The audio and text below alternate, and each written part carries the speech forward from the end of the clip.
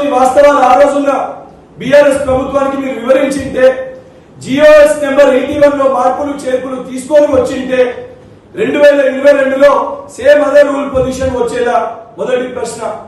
ఇంకొకటి, బహుశా మీరు మర్చిపోయారేమో, ఈ రోజు మీరు బీఆర్ఎస్ పార్టీలో ఉన్నారు. బీఆర్ఎస్ పార్టీలే ఈ యొక్క మీరన్నారు మేమిచ్చిన నోటిఫికేషన్లో మీరు ఇస్తున్న ఉద్యోగాలు అని. మీరిచ్చిన నోటిఫికేషన్ లోనే ఈ ప్రాబ్లంలు ఉన్నాయి.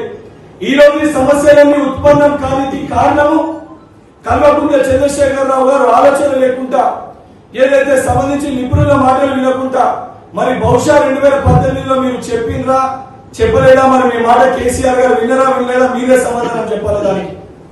దాన్ని బేస్ చేసుకుని నేను చెప్పిన 2018లో మీరు మార్పులు చేర్పులు తీసుకొని వచ్చింటే ఈ రోజు 2022లో ఆ నోటిఫికేషన్ లో ప్రాసెస్ వచ్చేది కాదు. ఏదైతే 2023 నోటిఫికేషన్ లో 2023 నోటిఫికేషన్ లో ప్రాసెస్ వచ్చేది కాదు. ఈ రోజు ఆ సమస్య ఉత్పన్నం అయ్యేది కాదు.